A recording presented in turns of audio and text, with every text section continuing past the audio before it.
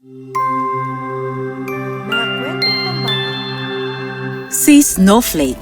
Noong unang panahon, sa isang maliit na bayan ng Doncaster, isang masayang lugar, puno ng sama-sama at palakaibigang mga tao, na tulad ng Schneiders.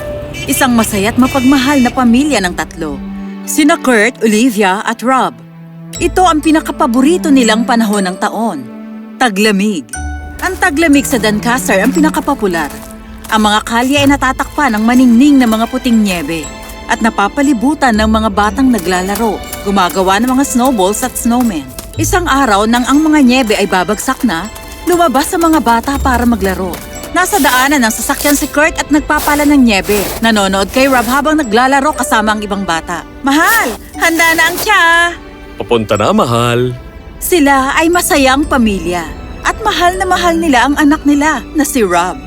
Ngunit, laging hinihiling ng mga Schneiders sa mga diwata na bigyan sila ng anak na babae. Tingnan mo ang mga bata naglalaro, nakakatuwa silang tingnan. Gustong-gusto kong magkaroon ng ating sarili para suklayan ang kanyang buhok at bihisan ng mga pinakamagandang damit. Habang nakatayo sila sa may bintana, nakita ni Kurt ang mga batang babae na nagbubuo ng snowman. Mahal, may naisip ako. Napakaganda ng araw ngayon. Bakit hindi tayo lumabas at magbuo ng snowman kasama si Rob? Mukhang magandang ideya yon. Lalabas ako at kukunin ang mga gamit mo mula sa garahe. Pwede tayong gumawa ng snow child. Pwede nating mahalin na parang sarili. At mamahalin natin ito ng husto. Magiging kamangha-mangha yun. Kung kaya, kinuha ni Kurt ang kanyang mga pang-ukit. Si Rob naman ay nagsalok ng mga bolang nyebe, habang si Olivia ay gumawa naman ng inuming mainit na tsokolate na may mga marshmallows. Nagsimula silang maghugis ng maliit na manika. Inuna nilang gawin ang katawan, pati ang mga munting kamay, at ginawa rin ang paa na may mamunting daliri. Hayaan na ma, gawin na natin ang kanyang ulo. Nakakatuwa naman ito. Di na ako makapaghintay na matapos ang magandang munting si Snowflake. Snowflake! Yun ang dapat na itawag natin sa kanya. Pagkatapos ay inukit nila ang baba nito at ang munti nitong ilong at gumawa ng dalawang magagandang mata. Inukit niya ng maingat ang mga labi nito. At presto, ayun na siya.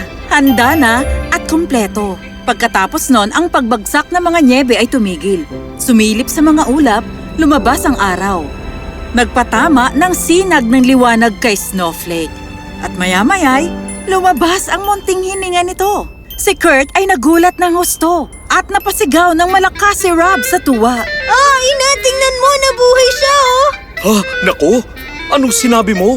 Lumiwanag sa tuwa ang mukha ni Rob nang magkatinginan sila nito. At namulang parang sa raspberry ang mga labi habang nakangiti sa kanila. Lumabas si Olivia upang makita kung ano nangyari at ang laking gulat niya nang lumingon si Snowflake. Bumagsak ang mga nyebe mula sa kanya. Oh, ano ito? Isa itong himala. Binigyan tayo ng biyaya ng mga diwata. Kung kaya, nagsaya sila at pumasok sa loob. Mabilis na lumaki si Snowflake. Araw-araw, lumalaki siya at mas tumatalino.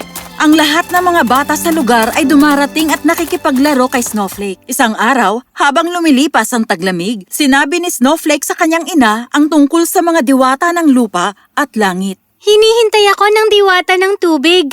At habang mas sumisikat ang araw, sasama ako sa kanila. Pakiusap po kayong mag-alala. Makikita niyo pa rin ako sa tabi ng ilog bago ako umalis.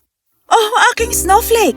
Anong sinasabi mo? Hindi kita hayaang pumunta kung saan man. Ina, kailangan ko po.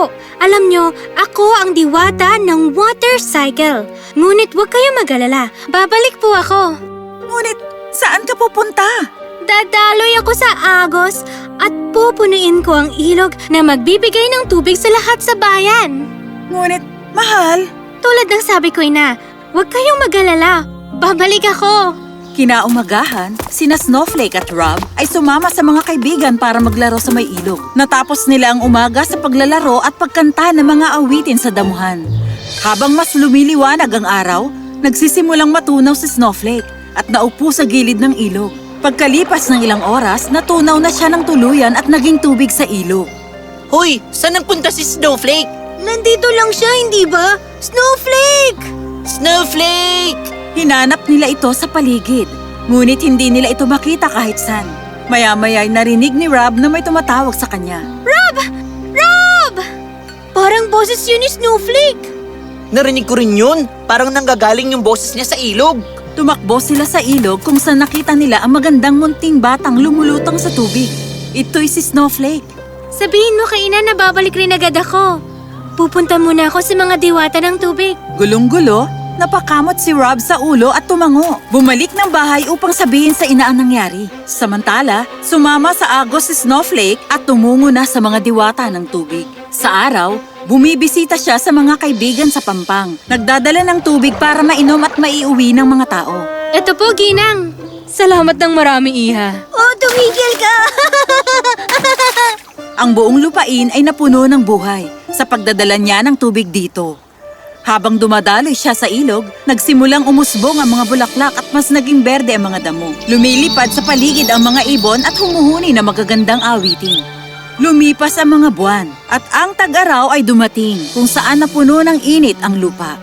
Ang sikat ng araw ay bumaba upang maglaro at naglaro rin ang mga bata sa ilog. Tumalon-talon sila at nakilangoy kay Snowflake habang umaagos ito at dinadala sila sa tubig. Tumaas bumaba at nagpaikot-ikot si Rob sa tubig. Sobrang saya naman! Oras ko na upang umakyat sa mga diwata ng kalangitan. Ito ang lugar kung saan ako'y mawawala at aakyat sa himpapawid. Lilipad ako sa kalangitan at dadaloy sa hangin. Ngunit bakit ka aalis? Di ba pwedeng dito ka na lang at makipaglaro? Pag di ako umalis, di hindi iihip ang hangin at ang mga magagandang bulaklak ay hindi dadami. Hindi magkakaroon ng sariwang hangin upang masamyo mo. Huwag kang mag-alala, babalik rin kaagad ako. Kung kaya, naglaho si Snowflake at umakyat sa kalangitan. Dumaloy sa mga puno, nag-ikot at nagbigay ng simoy ng hangin. Nasa labas si Kurt at nagpuputol ng damo. Nang biglang may hangin na humaplos sa kanya. Siya ay tumingala at nagulat. Nakita niya si Snowflake, lumulutang sa hangin. Kumusta, Ama? Kumusta aking anak? Olivia, tingnan mo kung sinong nandito. Oh, sobrang tuwa ako na makita ka, mahal ko.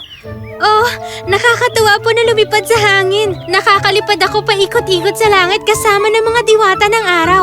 At sa gabi, nakakaihip ako ng hangin sa kagubatan habang tulog ang mga ibon. Malapit na rin akong bumalik sa bahay natin, Ina at Ama. Konting panahon na lang bago magtaglamig. Mag-ingat ka, mahal ko. Sa pag-ihip ng hangin, lumipad sa kalangitan si Snowflake. Sa wakas, dumating na ang taglamig at nagsimulang bumagsak ang nyebe. Binalutan ng bayan ng parang puting kumot. Ina, Ama, nagninyebe na!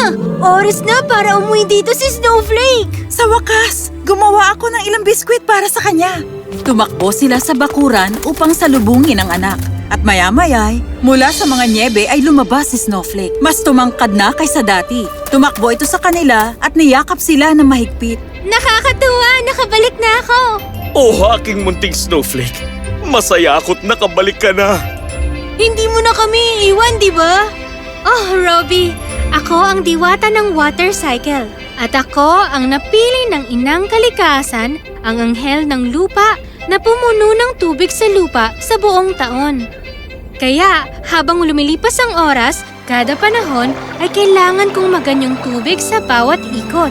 Mula nyebe, patungong tubig at sisingaw bilang water vapor. At pagkatapos, babalik muli bilang nyebe. Ngunit, huwag kayong malungkot. Sasamahan ko kayo sa marami kong anyo sa buong taon. Oh, aking mahal. Halika na anak, gumawa ako ng ilang biskwit na paborito mo. Kung kaya, pumasok na sila sa loob at pinagsaluhan ang tsaa at mga biskwit at nagpatuloy si Snowflake na magbigay ng kasiyahan sa buhay ng mga tao ng Doncaster bilang ang diwata ng water cycle.